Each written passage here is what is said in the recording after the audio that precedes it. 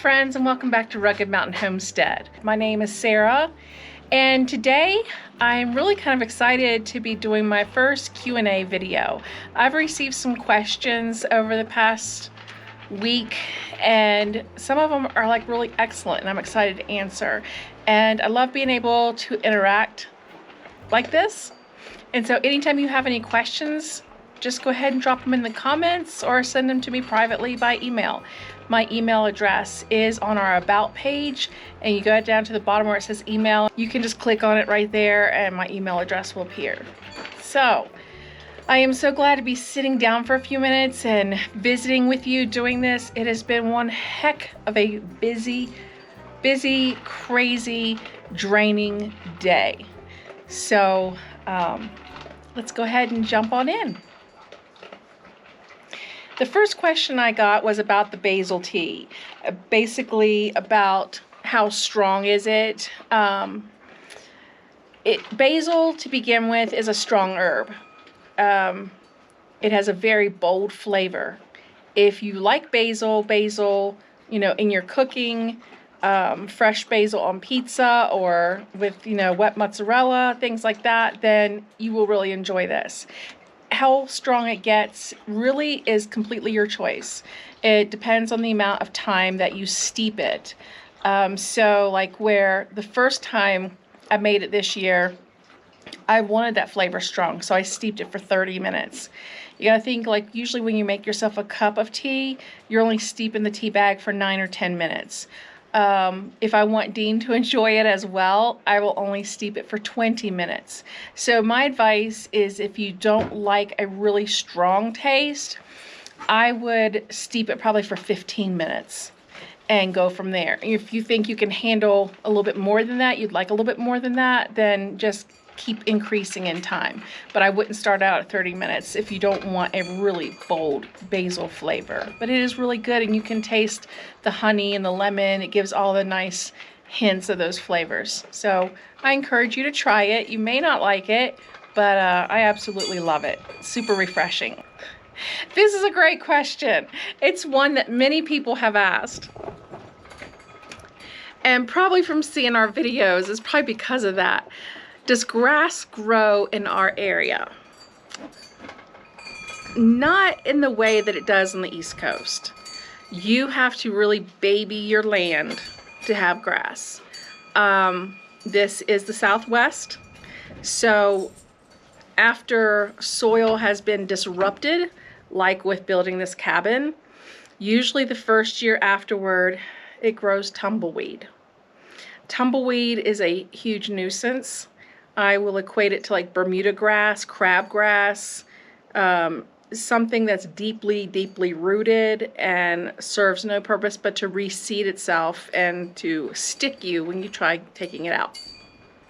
We took out a huge amount of tumbleweed over the septic area last year, and it didn't come back this year. So we were smart to get the whole root. It was a lot of work, but I'm going to have to do it for the front here this year. We have tumbleweed growing in front of the house. Now, if you're going to grow grass out here, which we're going to throw down, is pasture grass. There are a lot of ranches out here, of course, that have huge, beautiful pastures, and they have worked those for generations. It just doesn't come naturally, and it's not the real lush, soft grass that's grown in the on the East Coast. Pasture grass is a little bit more thick, the blades are more broad, and it's just that. It's pasture. So I have a 50-pound bag of that I'm going to lay down in spots this year. I'm not going to try and do all of it at once. It'll never work. And I'll do it in the fall so that hopefully the winter snows will rest on it, and we will have some grass next year. It will take many years to get this to be a grassy area, pasture-like area. I did throw down some of that pasture grass seed last fall, I believe it was, yeah. And it did grow in it grows kind of splotchy. but it did grow, and it was just a test area. But we do have some really cool ground covers out here naturally. Mullein grows naturally. That's actually an herb, but it's a very large plant. We have a lot of clover that grows here, yellow and red and all kinds of clover, prickly pear, milk thistle. I mean, these are just a very few things, but they will end up covering the earth because, like I've said many times, Mother Earth does not like to be naked, and she will cover herself with something. So, but no, we don't even own a lawnmower anymore. Does our chicken coop have a run? There's two questions. Does our chicken coop have a run, and what is Dean's current big project? Our chicken coop has a run in progress, and that run is Dean's big project right now. The coop was actually built to house 25 birds. We have 15 in there right now, so they have plenty of room. The run is almost finished. He's been working like crazy on it. He puts a lot of pressure on himself to finish projects like that, but he's also a perfectionist, and so that means that a lot of his projects take longer than what other people would take, and that also means that they will last longer and won't start falling down within a couple years. So let's go ahead and take a run. So let's go ahead and take a walk over and take a look at the chicken run.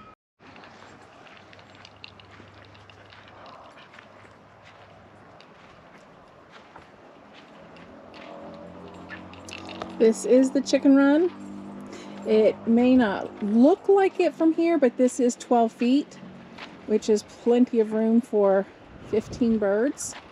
It will have chicken wire on the top of it, but right now Dean is securing it with hardware cloth, obviously, and then he has also, I don't know if you can tell, but he has leveled the ground out down here because he is laying down hardware cloth and something else so that it'll be like an apron for any digging predators.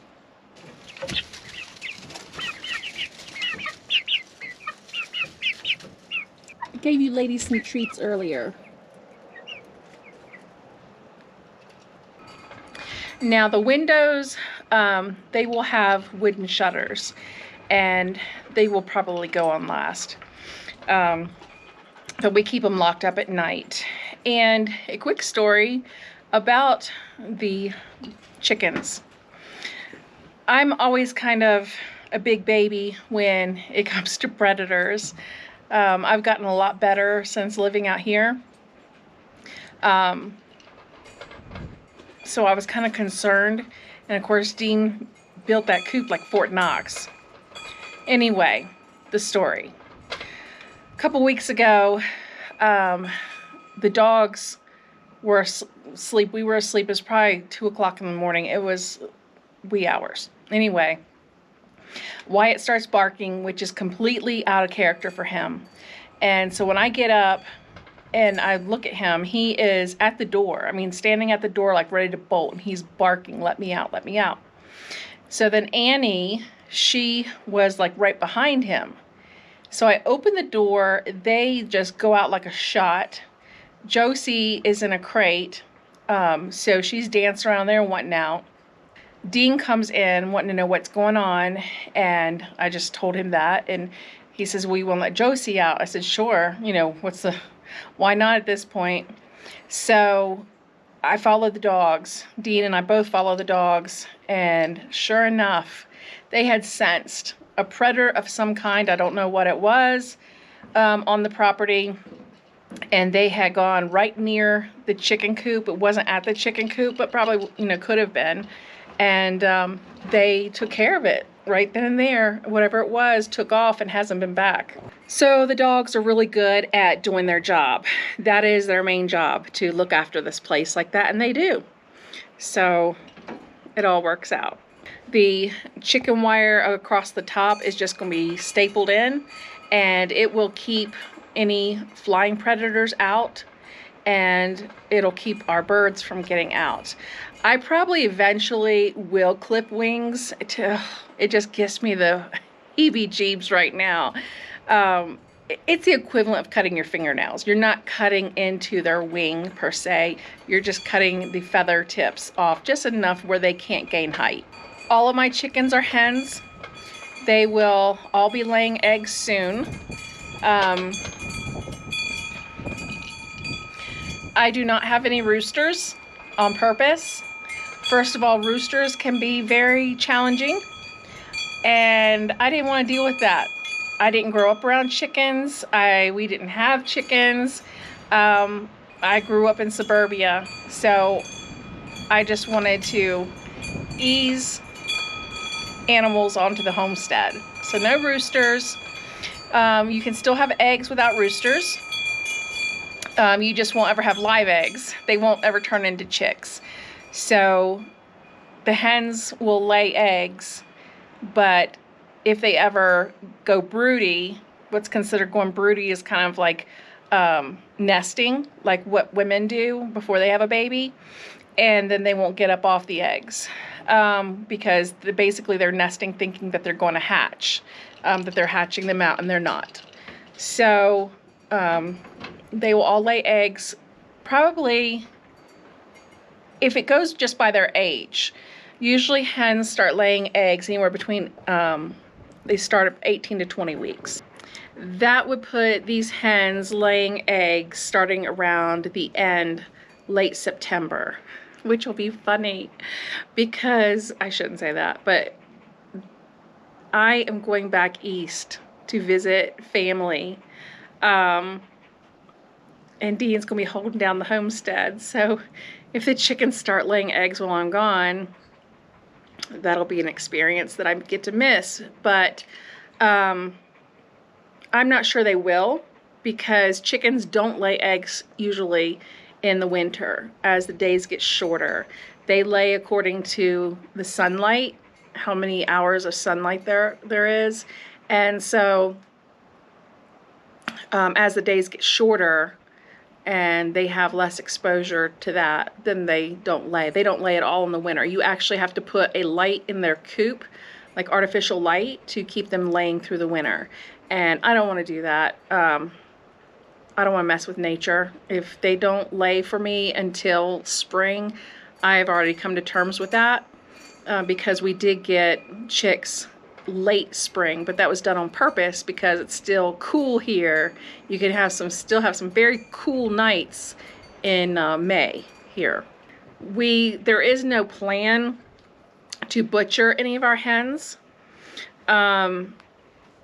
Hens that are going to be used strictly primarily for egg laying. However, a lot of them are dual purpose, meaning that they are fine for meat birds. But as a hen ages, or any bird ages, their meat tends to become more tough. So if you have a chicken that is 6 months old versus a chicken that's 2 months old, the meat is going to be drastically different. So these hens are not going to be used for butcher. They're going to be used for their eggs. Chickens will typically lay for 2 to 3 years. Haven't decided, haven't gotten that far yet. If we do meat birds, there are specific breeds that you purchase, for raising up for meat. Certain chicks, they're usually fast growers. They usually grow out in 5 to 8 weeks, and you butcher at that point. And usually you're doing a year's worth at one time. So a year's worth for us would probably be like 50 birds. I'm not at that spot yet. I'm not, I don't have a problem doing it. I believe in doing it. I believe in animal husbandry and the responsibility of that comes with that. I'm getting adjusted to having animals introduced up here. We've only been here 2 years. I mean, we rolled into Colorado in June of 2022. No home, no nothing. And then we broke ground on this land here July 2022. So the cabin hasn't even been standing 2 years yet. So we've done actually quite a bit for only being here actively a year, a year and a half, because we lived in the trailer for 5 months. So we've done quite a bit. So that will come. But in the meantime, we just buy our meat locally and, freeze it, can it, those types of things. But there will be a specific type bird purchased for that, grown out quickly. A big reason too is that I would like to have them raised up on grass or on pasture, and we're not set up here for that yet. However, there are farmers markets here. There are local farms and different things where you can buy local meat. We actually have a market, a meat market down in the neighboring town. It's about 45 minutes from here, and they sell all ranchers and farmers local meat, and so we purchase our meat that way. Dean also hunts, so we do get a deer. We got a deer this past year, and so we are still working on it. We've put a great big dent in it, so by the time hunting season is upon us again, we'll be ready for another one. One deer lasts us a year. Once we are ready to start butchering chickens, there are some people that we have met that currently do this on their own properties, and they have been very willing to have us come over and help them and learn hands-on. So stay tuned. To be continued. How do I keep my herbs? Okay,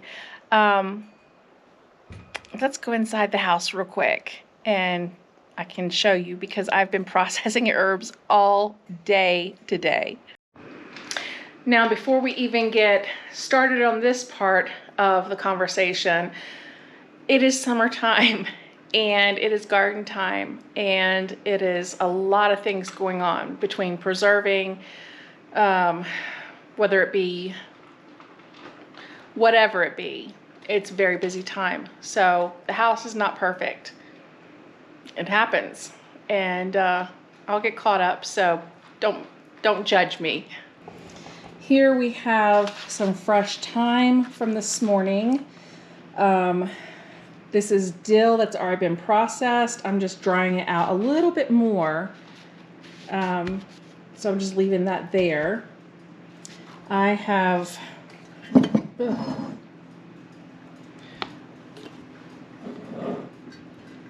over here is where I've been putting them. Like this right here is basil that's been processed, and these are green onion tops.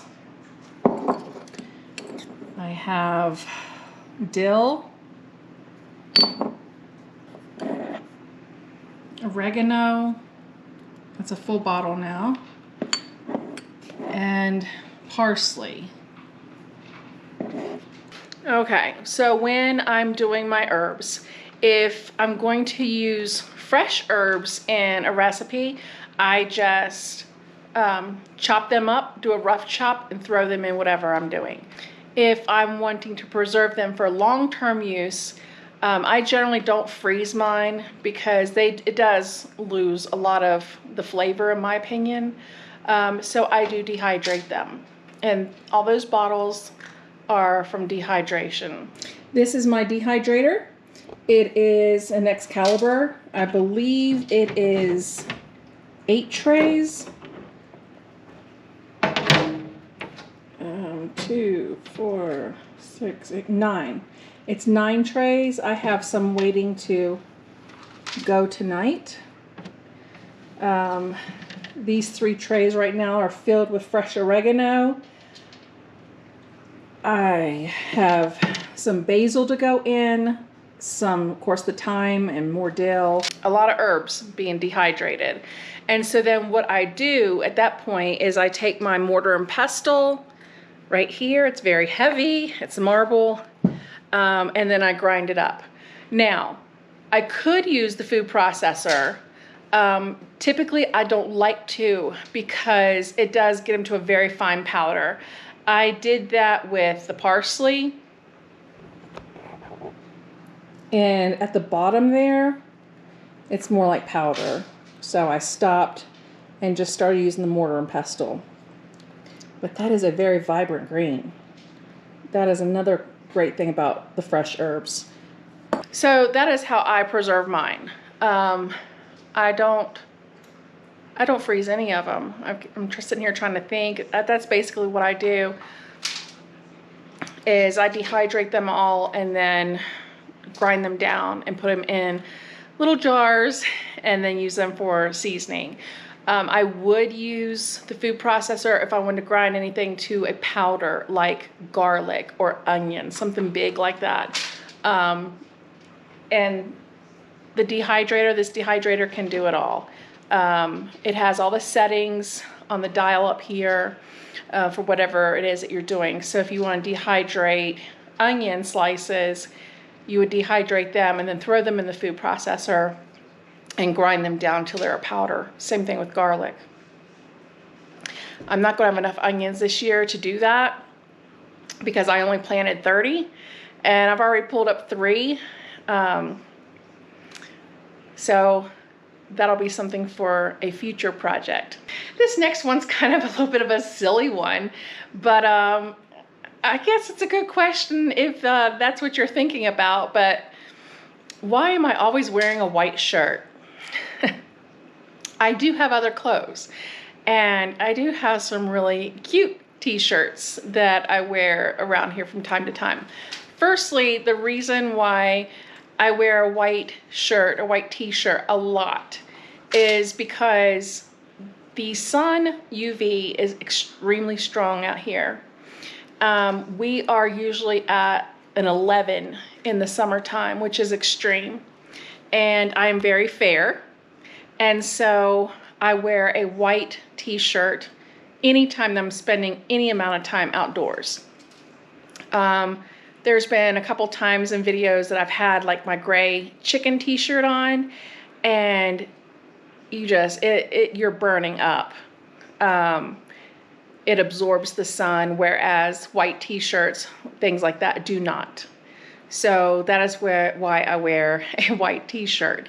If I'm wearing something else in a video, it's usually because I've spent the majority of the day inside. But anytime I spend time outside, I have a few ratty white t-shirts, and that's what I wear. I don't know what other word to use other than fake. I'm not fake at all. So most of the times when I'm filming, it's because I just came in from outside, or I take you guys outside with me. And I just am not going to go get a shower and pretty up and everything like that just to get on and make a video. So sorry. There's just a lot going on up here. And when I take my shower, that is the very end of the night, and that signals rest, relaxation, and I'm not doing anything else at that point, including filming. As for the last question I've been asked is, has it taken us a long time to make Colorado and this homestead our home, to feel like home? My answer to that is no. Of course, we did vacation out here a lot, and vacationing somewhere and living somewhere is never the same. It never feels the same. But we had dreamed of this for a long time. We had talked about it. It was not a decision we took lightly. We knew it was going to be a lot of work. Dean took early retirement. That was unplanned. That really kind of sprang up on us, but it was a decision that we don't regret. This has been excellent. I think I'm more at peace now. with my life. I am very happy. We are happy here together as a couple. It's hard work. It's hard work every single day, whether you go outside and do something, or whether you stay inside and process food and bake bread and plan things out for the week, plan out your baking and all the other things. It's hard work every day, but it's also very freeing work. It's all the things that maybe you wanted to do and didn't have time to, or were too exhausted to do, and paid into the life of convenience. It's a much different life, and I think there's a lot of value to that. We are very much in tune with where our food comes from, and appreciation for the hard work of farmers and ranchers, like we've never ever had before. We've had respect and know they worked hard. Until you get out and start working it, you have no idea. Just being at peace with our life, and the calmness, the still, knowing how to rest, feeling really great at the end of a day of accomplishments, whether it be Dean doing the chicken coop, me harvesting out of the garden and getting all these herbs done. I guess call it living simply, but it's richly. So that's everything I've received so far. I'm really excited to have done this for you. I love getting questions. I love interacting. I love telling our story, and we haven't told the full thing yet. And I said in the very beginning that we were going to, and it's been 2 years. Rugged Mountain Homestead YouTube channel turned 2 years old back in July 10th. So that was kind of significant for me too. We started the channel so that our friends and family could travel with us kind of on the way out here and see what we were doing. And I don't think a lot of people back home understood it. We weren't really great at talking about our dreams too much. For me, it was a lot of fear of ridicule and like, you're crazy. And who wants to live like that? People don't live like that anymore, you know. People don't live like they're pioneers anymore. But I think that we have really grown far from what was intended in life. A lot of the skills that my grandmother had are becoming lost, and we are going to need them again one day. I mean, they're very useful now, yeah, but I believe, it is my opinion, that a day is coming where we're going to need those old-fashioned skills in order to thrive. So that's my opinion, and I'm gonna keep on homesteading and loving every minute of it. I'm just so thrilled for every person that joined in on this adventure with us. I love it. I love getting comments on the videos. I am so flattered and blessed by many of you with your kindnesses. And even though it's virtual and kind of standing here, realizing you're on a camera, I still feel like I'm making friends. So that's really cool too. So I hope I was able to answer everything adequately. I hope that this kind of gave you a little bit of a deeper peek into our lives here on the homestead. I love sharing our life. I love that you join us and you are interested in our life.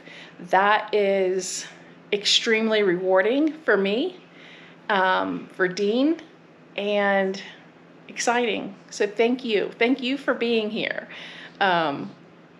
Again, it's very flattering. We're very blessed and very appreciative. We do not take it lightly that you spend your time with us. Time is valuable, and it is a privilege that you spend some with us. So thank you for joining me up here on the homestead this evening. We are always so glad when you do. I look forward to seeing you next time, and until then, take care.